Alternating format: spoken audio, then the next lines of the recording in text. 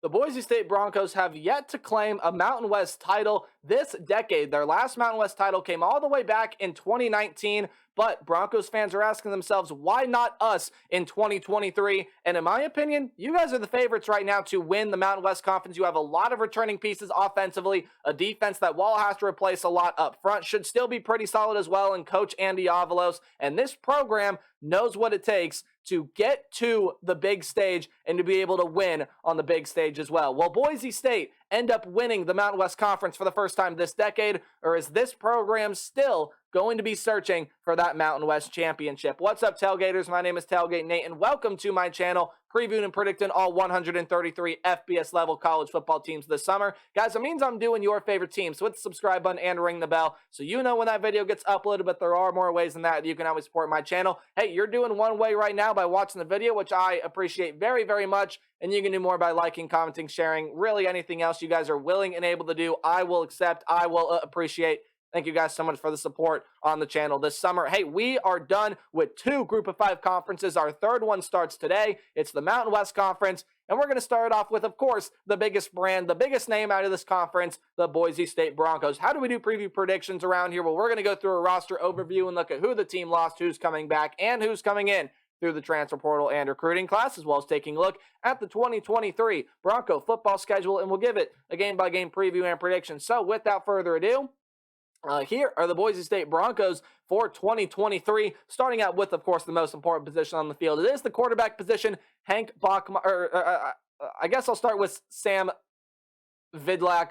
He only threw, just because it'll be pretty fast, he only threw 14 passes last year. He's transferred off, I believe, to Montana. But Hank Bachmeier was the primary starter for this team entering 2022. However, with the offense sputtering at the beginning of last year, he transferred out of the program, and Tailon Green was able to take over. Now, his passing stat line is not going to be like, okay, but he did show a lot of flashes and is a very, very good talent for more than just his passing ability. 2,042 yards, 14 touchdowns, 6 interceptions through the air, but on the ground is where he can really take off. He averaged 7.2 yards per carry or scramble, whatever you want to call it, 81 carries, 586 yards, and 10 rushing touchdowns. I think Tailon Green is one of, if not the best quarterback the Mountain West Conference has to offer in 2023, and I think it's going to be a very good player for this Boise State Bronco team. In the running back room, well, your fourth leading rusher is gone.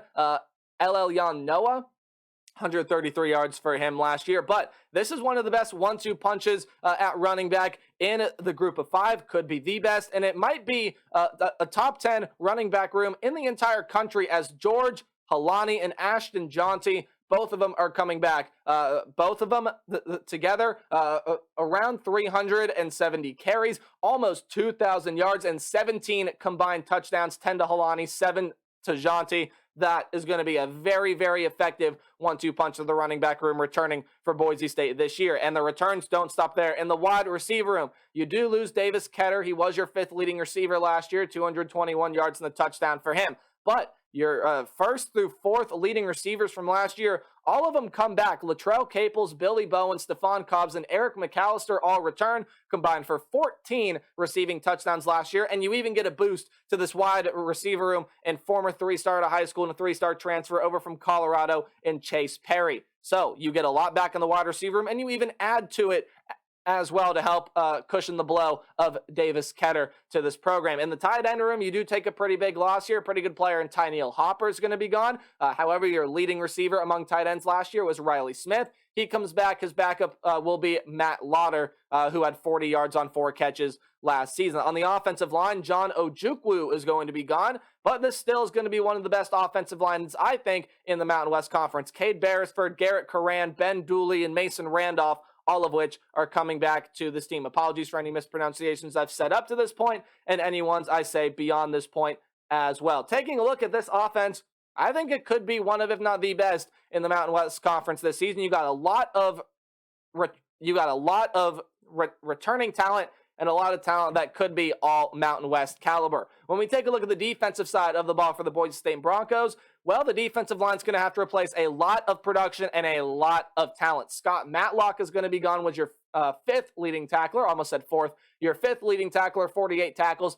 and 2 sacks for him last season. George Tarlas, Obasher, and Jackson Cravens are all going to be gone as well. Cravens with a sack and a half last year, Tarlas with 4, Obasher with 3. You're losing a lot of production off of this defensive line. But when we take a look at what is coming back on this defensive line, it's still a lot of very solid players. Dimitri Washington was tied for the leader in sacks on this defense last year with 4.5 sacks, was also a top 10 tackler on this team, had 35 tackles last season. And then Herbert Gums, Gabe Hunter, and Cortez Hogans. Some of this depth on the defensive line is really going to have to take some steps up, but when you return guys like Washington, Gums, Hunter, this is going to be a pretty solid defensive line for Boise State, even with all that they lost. Now, the guy that was tied with Dimitri Washington with those 4.5 sacks last season was Ezekiel Noah, but he is going to be gone off the team this year, was the team's third leading tackler, 59 tackles and 4.5 sacks, also picked off two balls last season. You're also going to be losing Brandon Hawkins out of this linebacking unit as well. But when you take a look at who comes back to the linebacker room, well, you get a really big get back here, and DJ Schramm was the team's leading tackler by far last season with 108 tackles. That is a huge get back in the linebacker room. Andrew Simpson is coming back. He had 3 sacks, 29 tackles last year. And then Ty Tanner, among some other names, returned to this linebacker room as well. And then in the defensive back room, J.L. Skinner is a big loss, led the way with 4 interceptions on this team. Also second leading tackler with 62 tackles.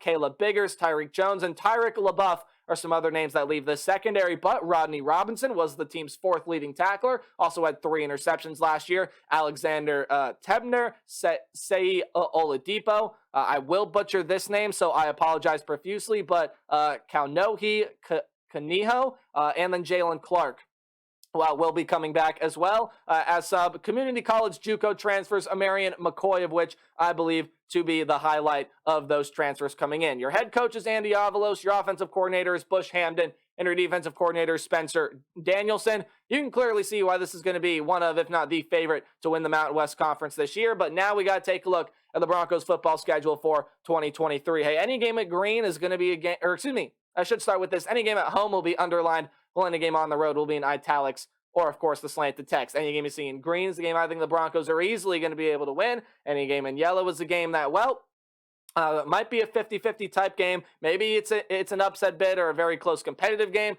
but I still see Boise State being able to win, and then red is a loss. So, without further ado, your non-conference schedule for Boise State is not very kind, as you got to start off with one of the best teams, not only in the Pac-12 conference, but around the entire nation as well, in the Washington Huskies. Michael Penix comes back, and that passing attack is going to be dynamic again, as you have one of, if not the best, wide receiver rooms in the entire country. And you can make the argument why they have the best 1-2 punch at wide receiver the nation has to offer, competing with teams like Ohio State and others. But anyways, going off on a tangent on that. When I look at Washington too, yeah, that secondary has to improve, and that may give them a little trouble against Boise State here. It's a passing attack I think could be very, very, very good. But the defensive front, if it can stay healthy, I think will slow down this rushing attack and whatever Taylon Green is able to do outside the pocket. Not to mention, I think this offense will be way too dynamic for this Bronco defense to handle. The Huskies win in week 1. And I think the UCF Knights here, new member of the Big 12, will be pulling off a little upset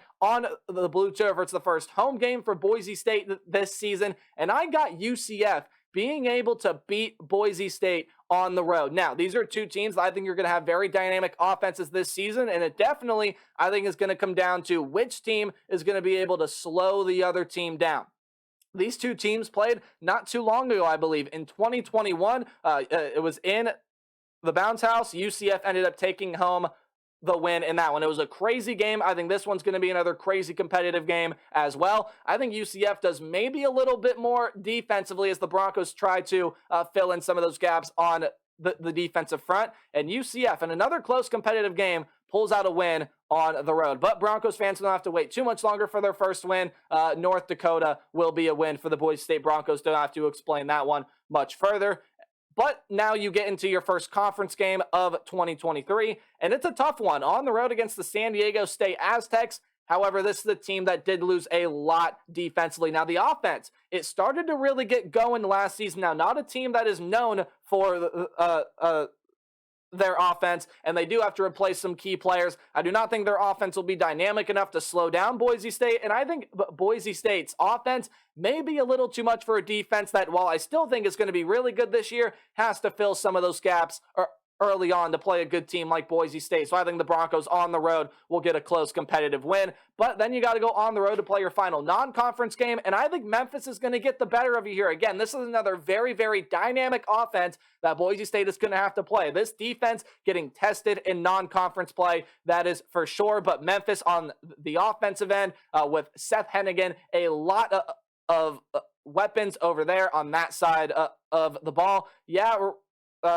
Ryan Silverfield has some stuff to prove as a head coach, but I think Memphis is going to be one of the American Athletics' best in 2023, and I think they will beat the Boise State Broncos. So not off to a tremendous start for Boise State here in 2023. However, Broncos fans, it's going to get a whole lot better. I think you're going to beat San Jose State. Hey, if you want a team that could potentially break out in the Mountain West Conference, this potentially could be your team. However, there is a lot of talent losing, or I should say, there's a lot of talent leaving that wide receiver room. You got a couple really key pieces on defense that you're going to need to replace there as well. And even though Siobhan Cordero could be one of, if not the best quarterback the Mountain West has to offer, I think Boise State's offense will be a little bit too dynamic. They will beat the San Jose State Spartans. Then you got to go on the road and play Colorado State. Now, do not overlook this game. Colorado State is a team that returns a lot of great talent offensively and defensively. It was a really, really solid team last year. I think going on the road for Boise State here, this one's going to be a little bit of a tough game for them to win. Now, they are clearly the better team than Colorado State, but while the Rams, I do think you're going to have a lot of fight in them, make this game close. I think Boise State is going to be able to win, but watch out for the upset bid there on the road against Colorado State. But after that scare, you do get your bye week, and then you get to come back home and play Wyoming. While Wyoming, I think, can be a very solid team there as well. They're bringing in some transfers in, as well as being a team that was a really solid team in the Mountain West Conference last season. I do think Boise State coming out of the bye week will handle Wyoming fairly effectively. But this is the one that Boise State fans are circling on the schedule this season. You lost to them, and you beat them in the regular season, but you couldn't beat them last year when a Mountain West championship was on the line. Fresno State are your Mountain West champions from last season. But look, guys, that's a team that loses a ton of talent. Jake Hayner is gone. Jalen Cropper is gone. You lose some other key pieces in the running back and wide receiver room. And while the defense has to replace some solid pieces, I think it's going to be pretty solid as well. I just don't know that team has enough offensively to be as dynamic as they have been in the past and to be as dynamic as you need to beat a team like Boise State, who I think is going to have, again, one of the best, if not the best, offenses that the Mountain West has to offer this year. So I think Boise State going on the road will be a little too dynamic for this Bulldogs team offensively and defensively. I think they'll force that extra turnover or two to help them win that game. So Boise State gets their revenge from the Mountain West Championship game and beats Fresno State. And then you got a couple games up here that I think you should win at home against New Mexico, not a team I think is going to be very good. And on the road at Utah State, that's a team that ever since winning the Mountain West in 2021, lost a lot entering 2022, and they lose even more entering 2023. I think it's going to be another rough and rocky year for Blake Anderson's group. But then you get a very interesting game at home against the Air Force Falcons. Air Force is a team that also loses a lot offensively. Haseek Daniels gone. Brad Roberts gone. Your top two leading receivers, again, you know the Air Force does like to throw the ball around a little bit. They are gone. So it's going to be a lot of change offensively. Now, this is a defense that still should be one of the best in the Mountain West Conference, but I think with all the changes on offense, I don't think they're going to have enough to keep up with Boise State. The Broncos will simply score too many points, and they will outlast the Air Force Falcons. So even though your non-conference was a little bit of a disappointment, and yeah, I could see you beating the likes of UCF, I could see you beating Memphis there as well, I have you guys going undefeated in conference play, which assuredly will make you head back to a Mountain West championship game. Now, again, there are a lot of those two games I just mentioned, very winnable. In Boise State, if that offense can really get going, the defense is playing well, they can win those games. But with that 8-0 record, it assuredly leads Boise State back to a Mountain West Conference title game for the chance to win your first conference championship this decade. That'll be my thoughts for the Broncos. Leave yours in the comment section below. And as always, remember to play hard, but tailgate harder. See you guys in the next video.